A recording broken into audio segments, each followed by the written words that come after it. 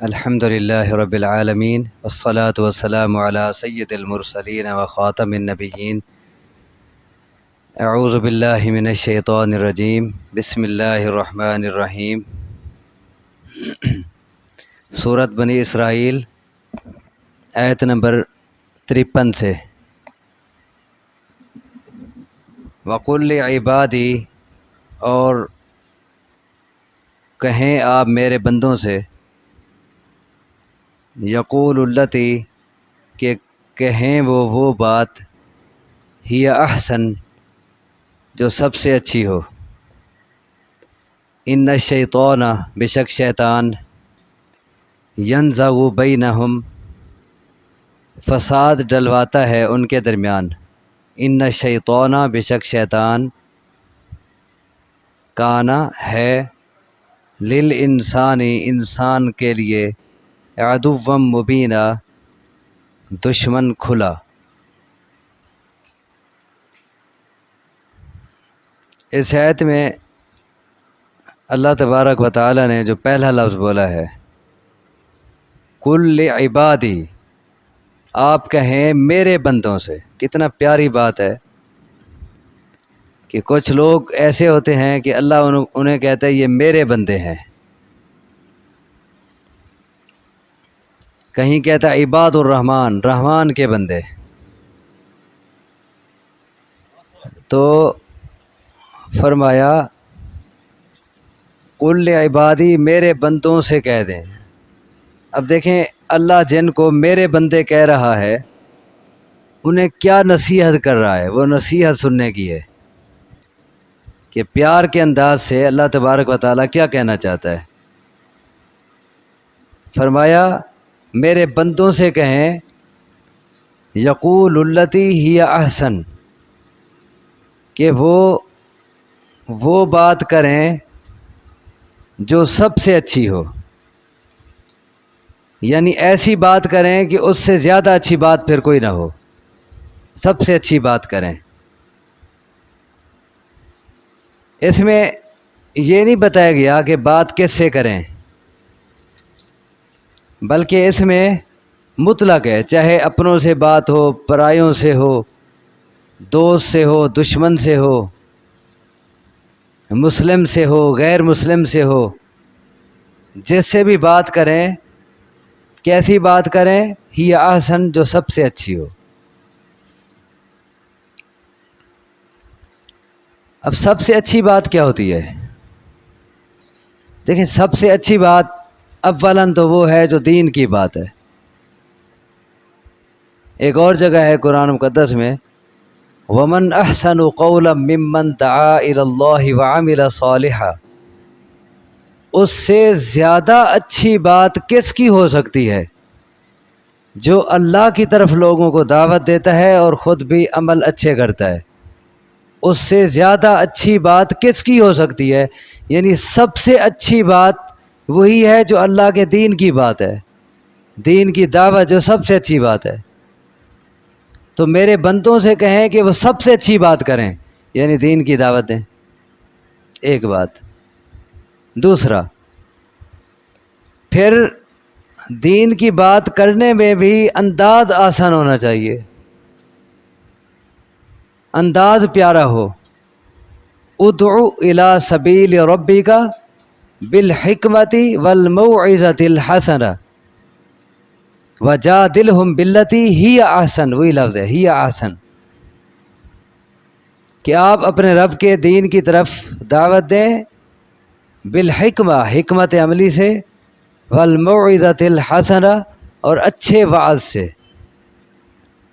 وجادلہم باللتی ہی احسن، اور ان سے بحث کرنی پڑے تو بحث بھی آسان انداز سے کریں۔ ایک اور جگہ ولا تجادلوا اہل الکتاب الا باللتی ہی احسن، کہ اہل کتاب یہودی عیسائی جب ان سے بحث کرنے لگیں تب بھی آپ کا انداز احسن ہونا چاہیے، سب سے اچھا ہونا چاہیے۔ تو جب یہودیوں سے اور عیسائیوں سے بات کرنے کے متعلق حکم ہے کہ احسن انداز سے، اچھے انداز سے بات کریں، تو پھر اپنوں سے بات کیسے ہونی چاہیے؟ وہ تو اور زیادہ اس بات کے لائق ہیں کہ ان سے زیادہ اچھی بات کی جائے. اور اس کا فائدہ یہ بتایا گیا اور جگہ کہ جب آپ غیر مسلموں سے، اسلام کے دشمنوں سے آسان انداز سے بات کریں گے تو وہ آپ کے اپنے ہو جائیں گے، وہ آپ کے مخلص دوست بن جائیں گے، وہی جو آپ کے دشمن تھے. اور دین کی بات سے ہٹ کے بھی جب آپس میں اور گفتگو کرنی ہو وہ بھی اس میں شامل ہے. آپس میں کوئی لین دین کی بات کرنی ہے، کوئی اور معاملات ہیں، ویسے آپس میں بات چیت کرنی ہے تو اس میں انداز آسان ہونا چاہیے. انسان پہلے تولے پھر بولے، سوچ سمجھ کے منہ سے بات کرے. کیوں؟ ان الشیطان ینزغ بینہم، بے شک شیطان ان کے درمیان فساد ڈلواتا ہے. شیطان طاق میں ہوتا ہے کہ انسان کے منہ سے کوئی لفظ نکلے بے احتیاطی کا یا غصے کی حالت میں، تو اس ایک لفظ کے نتیجے میں وہ شیطان دوسرے کے دل میں آگ لگا دے اور پھر فتنہ برپا ہو جائے. شیطان اس طاق میں ہے. ان الشیطان کان للانسان عدوا مبینا، یقیناً شیطان ہے انسان کا کھلا دشمن. کیونکہ وہ دشمن ہے، وہ اسی طاق میں رہتا ہے کہ کسی طرح آپس میں مسلمانوں کو لڑائے، ان میں فساد پیدا کرے. اسی لیے بعض اوقات صرف ایک لفظ جو غصے کی حالت میں جذبات میں نکال دیا جائے، بے احتیاطی سے نکالا جائے، صرف ایک لفظ فتنے کا باعث بن جاتا ہے. صرف ایک لفظ سارے آپس کے تعلقات پر اثر انداز ہو جاتا ہے، تعلقات ختم کرا دیتا ہے، لڑائی جھگڑے پیدا کرا دیتا ہے ایک لفظ. اسی لیے سوچ سمجھ کے احتیاط سے بولو اور سب سے اچھی بات منہ سے نکالو. رسول اللہ صلی اللہ علیہ وسلم کا انداز کتنا میٹھا تھا، کتنا پیارا تھا کہ ایک دن رسول اللہ صلی اللہ علیہ وسلم کے پاس ایک شخص آنے لگا.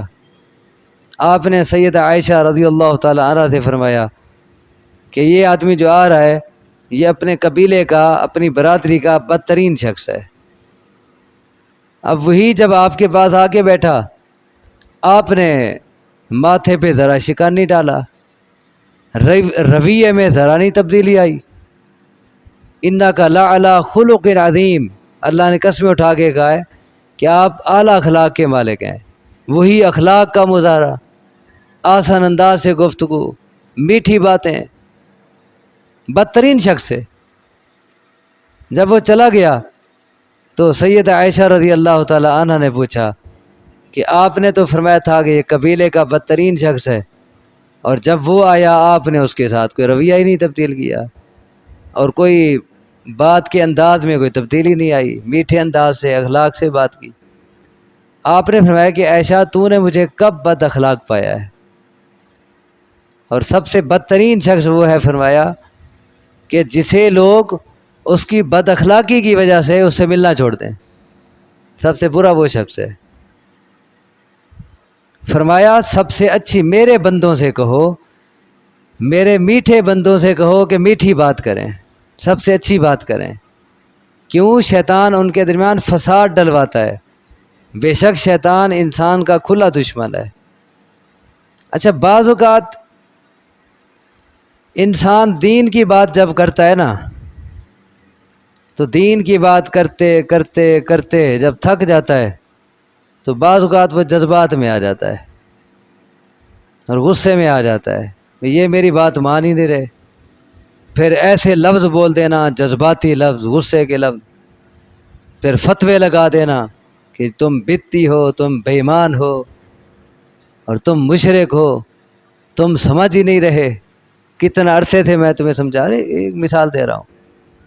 جذبات میں آ جاتا ہے اور پھر سارا محنت پہ پانی پھیر دیتا ہے. تو اسی لیے اللہ نے آگے فرمایا ربکم اعلم بکم، تمہارا رب تمہارے متعلق زیادہ جانتا ہے.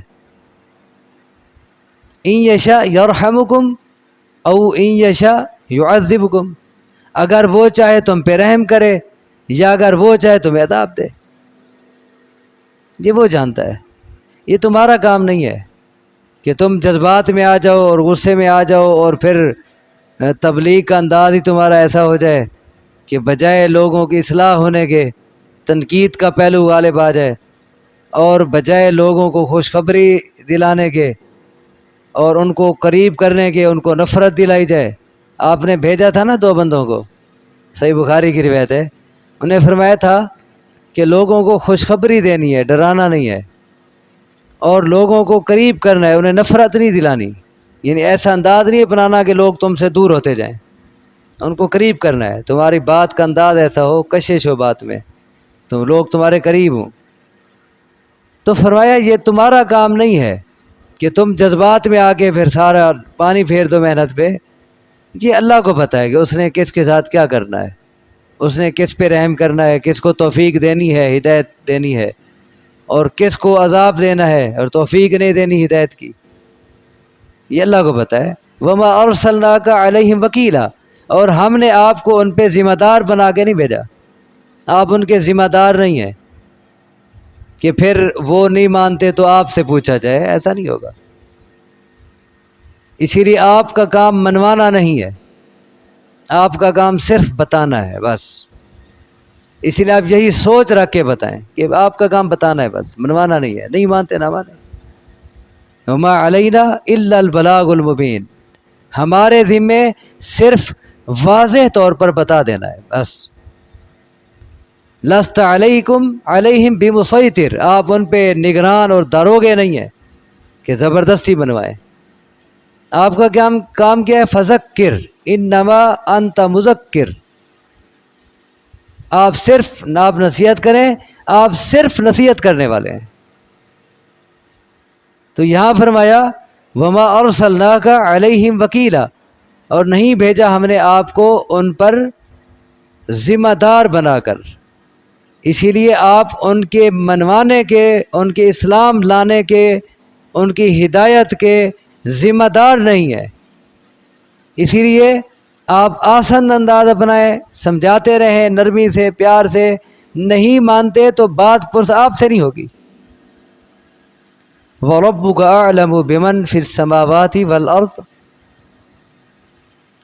کچھ لوگ کہتے تھے کہ اللہ نے نبوت کے لیے اسی کو چننا تھا، یہی محمد اللہ کو نظر آیا، ہمارے پاس دولت، ہمارے پاس مال، ہمارے پاس عہدے، ہماری ناموری، ہماری شہرت، اور یہ تو ایک غریب شخص ہے، اس کے بعد نہ رہنے کو اچھا مکان ہے، نہ پہننے کو اچھے کپڑے ہیں، نہ کھانے کو پورے وقت کی روٹی ملتی ہے۔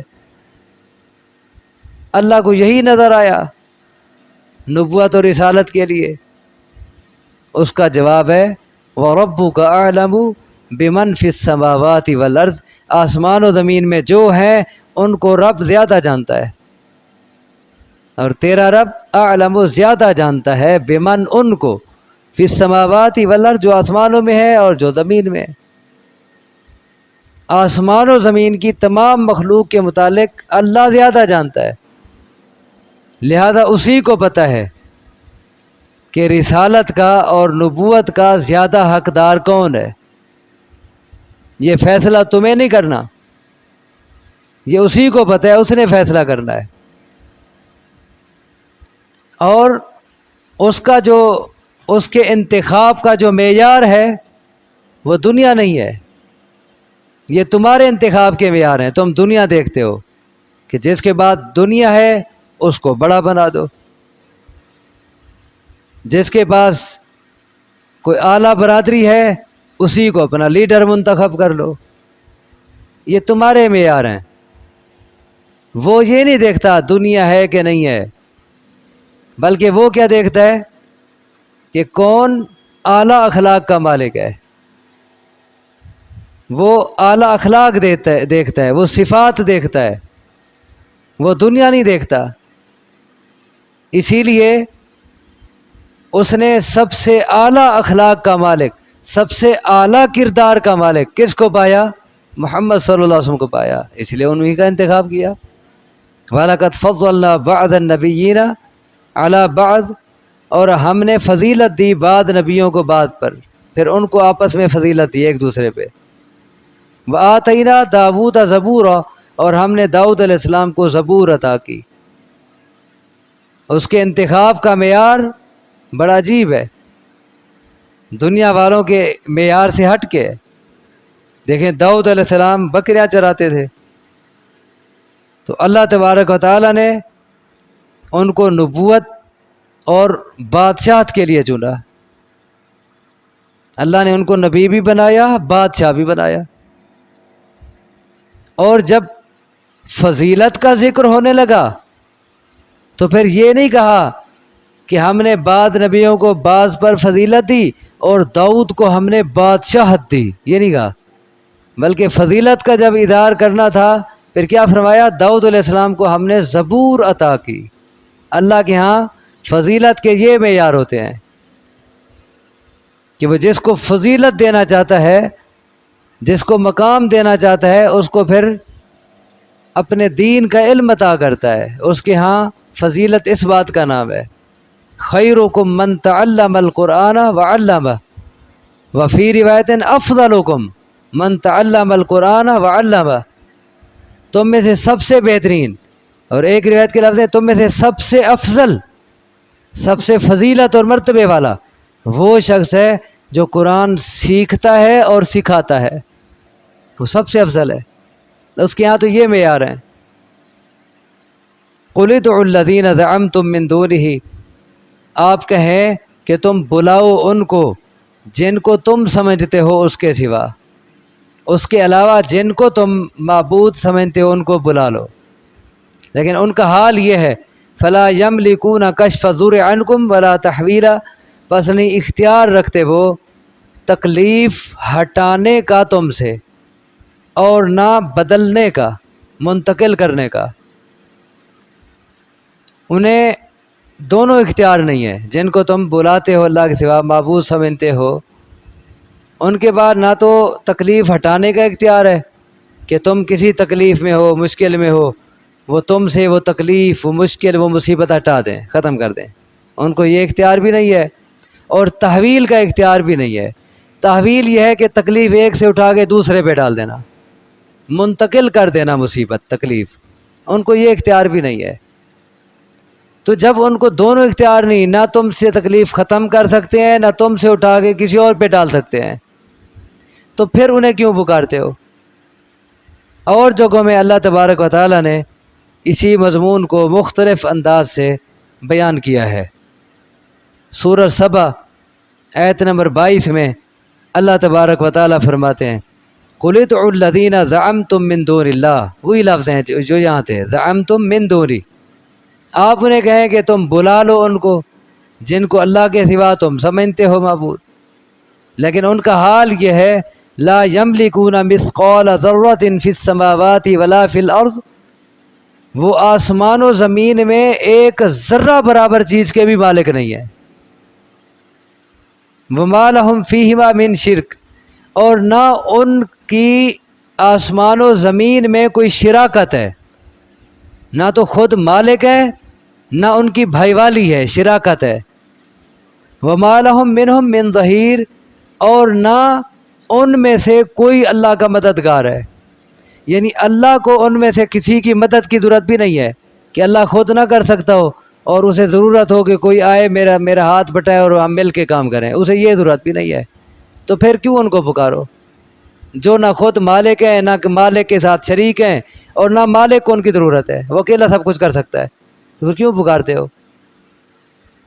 ایک اور جگہ اسی مضمون کو اور رنگ میں پیش کیا، سورہ زمر آیت نمبر 38 میں فرمایا قُلْ أَفَرَأَيْتُم مَّا تَدْعُونَ مِن دُونِ اللَّهِ إِنْ أَرَادَنِيَ اللَّهُ بِضُرٍّ هَلْ هُنَّ كَاشِفَاتُ ضُرِّهِ أَوْ أَرَادَنِي بِرَحْمَةٍ هَلْ هُنَّ مُمْسِكَاتُ رَحْمَتِهِ، آپ انہیں کہیں کہ مجھے بتاؤ کہ تم جن کو اللہ کے سوا پکارتے ہو، اگر اللہ مجھے کوئی تکلیف دینا چاہے تو کیا تمہارے یہ معبود اس تکلیف کو ٹال سکتے ہیں؟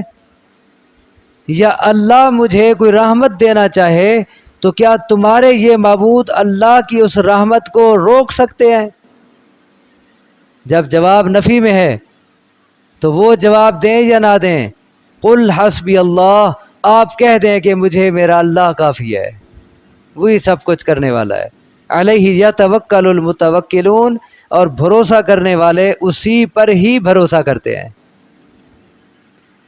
تو یہاں فرمایا کہ آپ کہیں کہ تم بلاؤ ان کو جن کو تم اللہ کے سوا معبود سمجھتے ہو، لیکن وہ نہیں اختیار رکھتے تکلیف کو ہٹانے کا تم سے اور نہ منتقل کرنے کا، بلکہ ان کا حال یہ ہے اولئک الذین یدعون یبتغون الی ربہم الوسیلۃ، وہ جن کو یہ پکارتے ہیں، وہ ڈھونڈتے ہیں اپنے رب کی طرف ذریعہ، وسیلہ کہتے ہیں ذریعے کو، وہ جن کو یہ پکارتے ہیں وہ خود اپنے رب کی طرف، اپنے رب کا قرب حاصل کرنے کے لیے، اپنے رب کو راضی کرنے کے لیے وہ خود ذرائع ڈھونڈتے ہیں، ذرائع تلاش کرتے ہیں۔ ایہم اقرب، کہ کون ان میں سے زیادہ قریب ہو، وہ خود اللہ کے قرب کے ذرائع ڈھونڈنے میں لگے ہوئے ہیں۔ ان کو خود کو اس بات کی ضرورت ہے کہ ہم کسی طرح اللہ کے قریب ہو جائیں۔ وَيَرْجُونَ رَحْمَتَهُ وَيَخَافُونَ عَذَابَهُ، اور وہ امید رکھتے ہیں اس کی رحمت کی اور ڈرتے ہیں اس کے عذاب سے۔ کیوں عذاب سے ڈرتے ہیں؟ ان عذاب ربک کان محذورا، یقیناً تیرے رب کا عذاب ڈرنے کی چیز ہے، کوئی معمولی چیز نہیں ہے، واقعی اس سے ڈرا جائے، وہ ڈرنے کی چیز ہے۔ تو اسی لیے جن کو تم پکارتے ہو اللہ کے سوا، تم کہتے ہو کہ عیسیٰ اللہ کا بیٹا ہے اور عزیر اللہ کا بیٹا ہے اور ملائکہ ہیں، اور بزرگوں کو بلاتے ہو اور ان کی مورتیاں بنا رکھی ہیں، تصویریں بنا رکھی ہیں، اور نبیوں کی قبروں کو سجدہ کرتے تھے، صالحین کی تصویریں بنا رکھی تھیں، طرح طرح کے شرک تھے ان میں۔ تو فرمایا جن جن کو تم پکارتے ہو ان کا اپنا حال یہ ہے کہ وہ رب کا قرب حاصل کرنے میں لگے ہوئے ہیں، ان کی کوشش ہے کہ، اور وہ ذرائع تلاش کرتے ہیں اپنے عمل کے ذریعے کہ کسی طرح رب کے مقرب ہو جائیں، اور اس کے ساتھ ساتھ رحمت کی امید بھی رکھتے ہیں، ڈرتے بھی ہیں رب کے عذاب سے۔ اب دیکھیں کتنا واضح طور پر اللہ نے فرمایا ہے کہ وہ خود، یعنی تم جن کو نفع نقصان کا مالک سمجھتے ہو، آخر جو کسی کو بلا رہا ہوتا ہے اس کو نفع نقصان کا مالک سمجھتا ہے، یا وہ یہ سمجھتا ہے کہ یہ مجھے اللہ کے قریب کر دے گا، جیسا کہ وہ کہتے تھے ما نعبدہم الا لیقربونا الی اللہ زلفیٰ، کہ ہم اس لیے ان کی عبادت کرتے ہیں کہ یہ ہمیں اللہ کے قریب کر دیتے ہیں۔ اللہ کہہ رہا ہے کہ ان کو تو خود کو ضرورت ہے اللہ کے قریب ہونے کی، تمہیں کیا قریب کریں گے؟ وہ تو خود اس تلاش میں لگے ہیں کہ کسی طرح اللہ کے مقرب بن جائیں۔ اور پھر تم جن کو نفع نقصان کا مالک سمجھتے ہو، وہ محض مجبور ہیں اللہ کے آگے، ان کے پاس کوئی اختیار نہیں، نہ تکلیف تم سے ٹال سکتے ہیں نہ منتقل کر سکتے ہیں، بلکہ اپنا حال یہ ہے ان کا کہ وہ اللہ سے ڈرتے ہیں۔ وہ محمد صلی اللہ علیہ وسلم ہیں یا اللہ کے باقی نبی ہیں یا اولیاء ہیں، صالحین ہیں، وہ جو بھی ہیں وہ سب اللہ کا قرب حاصل کرتے ہیں اور اس تلاش میں لگے ہیں، اور انہیں اللہ کی رحمت کی امید بھی ہوتی ہے، عذاب کا ڈر بھی ہوتا ہے۔ تو پھر تم کیوں نہیں اسی کو پکارتے جس کو وہ پکار رہے ہیں؟ تم کیوں نہیں اسی سے ڈرتے جس سے وہ ڈرتے ہیں؟ تم بھی براہ راست پھر اسی سے ڈرو۔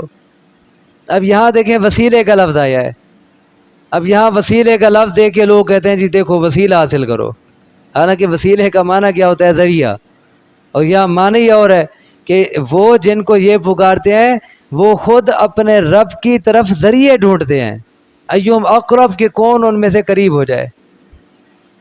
اچھا، اس میں ایک اور مغالطے کا ازالہ بھی ہو گیا۔ ہمارے کچھ بھائی لوگوں کو مغالطہ دیتے ہیں، یہ قرآن کی جتنا آیات ہے نا جن میں ہے کہ اللہ کے سوا اوروں کو مت پکارو، اور جو اللہ کو چھوڑ کر اوروں کو پکارتا ہے اس سے بڑا گمراہ اور کون ہے، طرح طرح کی آیات آئی ہیں، اور کہیں مثال دی گئی ہے کہ تم اللہ کے سوا اوروں کو پکارتے ہو، اس کی مثال یوں ہے جیسے پانی پہ جاؤ اور کہو پانی آ میری پیاس بجھا، مختلف باتیں۔ وہ کہتے ہیں یہ سب پتھر کی مورتیوں کے بارے میں تھا، وہ پتھروں کی عبادت کرتے تھے اور پتھروں کو کے آگے جھکتے تھے اور ان کی نظر و نیاز دیتے تھے اور انہی کو پکارتے تھے، یہ تو ان کے متعلق ہے۔ ہم پتھروں کے کو تھوڑا پکارتے ہیں، ہم تو قبر والوں کو پکارتے ہیں، انسانوں کو پکارتے ہیں۔ یہ ساری آیات جو ہے وہ کہتے ہیں وہ پتھروں کے بارے میں ہے، بتوں کے بارے میں، قبر والوں کے بارے میں نہیں ہے۔ اب یہ آیت ان کے اس مغالطے کی تردید کر رہی ہے۔ دیکھیں ذرا غور کریں، فرمایا کہ تم جن کو پکارتے ہو وہ خود اللہ کا قرب حاصل کرنے کے ذرائع ڈھونڈتے ہیں۔ کون؟ پتھر۔ اور وہ خود اللہ کی رحمت کی امید رکھتے ہیں، اللہ کے عذاب سے ڈرتے ہیں۔ پتھر؟ انسان یہ کام کرتے ہیں نا، اللہ کا قرب حاصل کرتے ہیں، اللہ سے ڈرتے ہیں، اس کی رحمت کی امید رکھتے ہیں۔ یہ انسانوں کی بات ہو رہی ہے جن کو وہ پکارتے تھے۔ اسی لیے یہ محض مغالطہ ہے کہ ساری آیات بتوں کے متعلق ہیں، اور اصل جو بتوں کو پوجتے تھے اس کے پیچھے بھی کوئی شخصیت ہوتی تھی۔ وہ اتنا پاگل نہیں تھے کہ پہاڑ سے پتھر لے آئے اور اس کو تراش کے گئے، یہ سب کچھ ہے۔ اصل وہ کسی کی تصویر بناتے تھے، اصل وہ شخصیت ہوتی تھی ان کے ذہن میں۔ وہ محض پتھر نہیں ہوتا تھا، وہ کسی اور پتھر کو پوج لیتے جس کی تصویر نہیں بنی ہوئی، لیکن ایسا نہیں ہے۔ اللہ تبارک و تعالی ہمیں سمجھنے کی، عمل کی توفیق عطا فرمائے۔ اقول قولی ھذا واستغفر اللہ لی ولکم وآخر دعوانا ان الحمد للہ رب العالمین۔